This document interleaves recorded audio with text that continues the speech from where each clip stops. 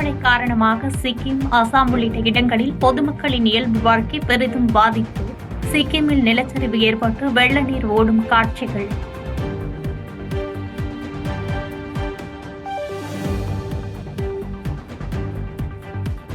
நாட்டில் கொரோனா தொற்று பாதிப்புள்ளவர்கள் எண்ணிக்கை 2700 கடந்தது. அதிகபட்சமாக கேரளாவில் 1147 பேருக்கும், மகாராஷ்டிராவில் 424 பேருக்கும் பாதிப்பு ஏற்பட்டுள்ளதாக மத்திய அரசு தகவல்.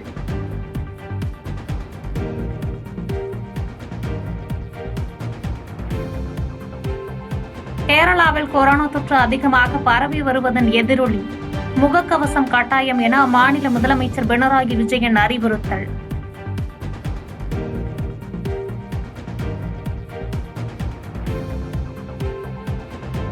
(2026) சட்டமன்ற தேர்தலை முன்னிட்டு 234 தொகுதிகளுக்கு வாக்காளர் பதிவு அதிகாரிகள் நியமனம். வாக்காளர் பட்டியலில் பெயர் சேர்த்தல், நீக்கம் உள்ளிட்ட பணிகளை மேற்கொள்ள தேர்தல் ஆணையம் நடவடிக்கை.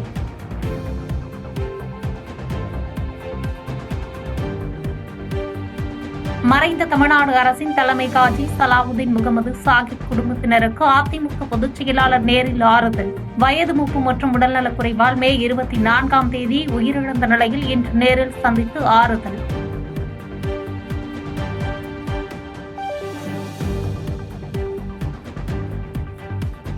முதலமைச்சர் வருகையொட்டி மதுரையில் 2 நாட்கள் ட்ரோன்கள் பறக்க தடை விதித்து மாவட்ட நிர்வாகம் உத்தரவு. தடையை மீறி ட்ரோன்கள் மற்றும் இதர ஆளில்லா வான்வழி வாகனங்கள் பறக்கவிடும் நபர்கள் மீது நடவடிக்கை எடுக்கப்படும் என்று எச்சரிக்கை.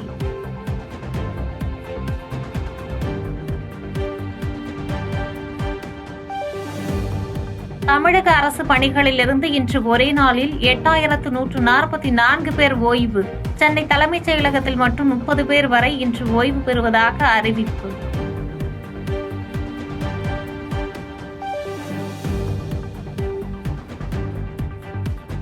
மறைந்த நடிகர் ராஜேஷ் உடலுக்கு நடிகர் ரஜினிகாந்த் நேரில் அஞ்சலி. நடிகர் ராஜேஷ் தனக்கு மிகவும் நெருங்கிய நண்பர், அவரது இழப்பு பேரிழப்பு என்று இரங்கல்.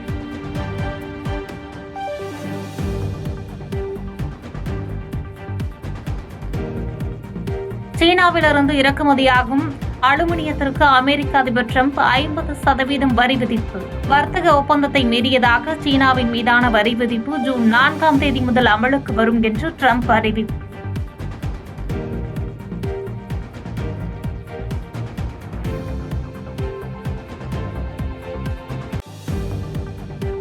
ராஜஸ்தான், பஞ்சாப் மற்றும் ஹரியானாவில் ஆபரேஷன் ஷீல்டு என்ற பெயரில் இன்று மாலை முழு அளவிலான போர்க்கால பாதுகாப்பு ஒத்திகை. ட்ரோன்கள் மற்றும் போர் விமானங்களின் தாக்குதலில் இருந்து தப்புவது தொடர்பாக பயிற்சி.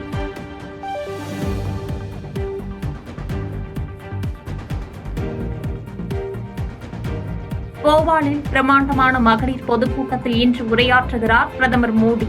ஆபரேஷன் சிந்தூர் வெற்றியை குறிக்கும் வகையில் 15,000 பெண்கள் நெற்றியில் திலகமிட்டு குங்கும நிற சேலைகளில் பங்கேற்க ஏற்பாடு.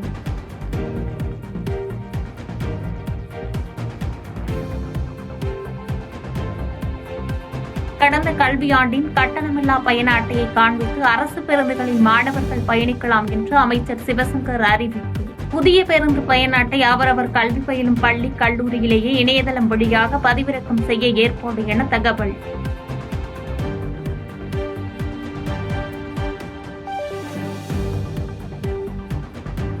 அகமதாபாத், மும்பை இடையே இயக்கப்பட உள்ள இந்தியாவின் முதல் புல்லட் ரயிலின் சோதனை ஓட்டம் ஜப்பானில் தொடங்கியது. இந்தியாவுக்கு அடுத்த ஆண்டு தொடக்கத்தில் 2 புல்லட் ரயில்களை தயாரித்து வழங்குகிறது ஜப்பான்.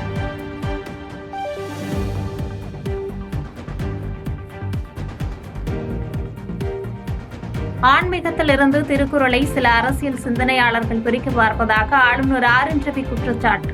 சனாதன தர்மத்தின் மிகப்பெரிய துறவி திருவள்ளுவர் என்றும் கருத்து.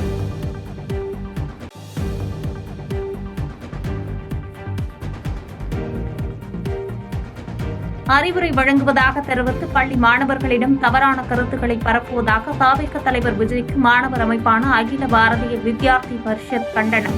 தன் அரசியல் செல்வாக்கை உயர்த்த மாணவர்களிடம் தன் திரைப்பட கவர்ச்சியால் உண்மைக்கு புறம்பான செய்திகளை தெரிவித்துள்ளதாக குற்றச்சாட்டு.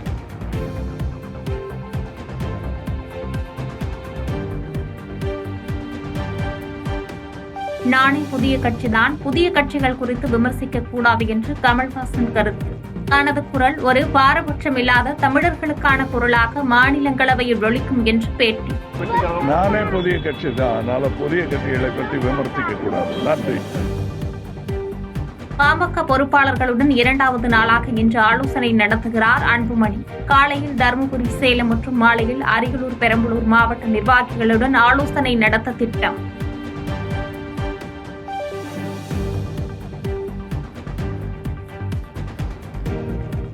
தமிழகத்தில் கன்னியாகுமரி, நெல்லை, விருதுநகர், தேனி, தென்காசி, திருப்பூர், கோவை, நீலகிரி ஆகிய மாவட்டங்களில் இன்று மழைக்கு வாய்ப்பு. சென்னை மற்றும் அதன் புறநகர் பகுதிகளில் லேசான மழைக்கு வாய்ப்பு.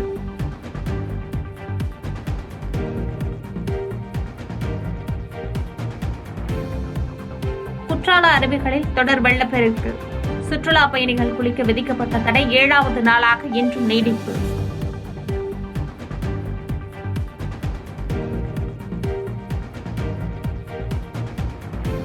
செய்திகளை உடனுக்குடன் தெரிந்து கொள்ள கீழ்கண்ட கேபிள் மற்றும் டிடிஎச் நெட்வொர்க்குகளில் எம்நாடு செய்தி தொலைக்காட்சியை காணுங்கள்.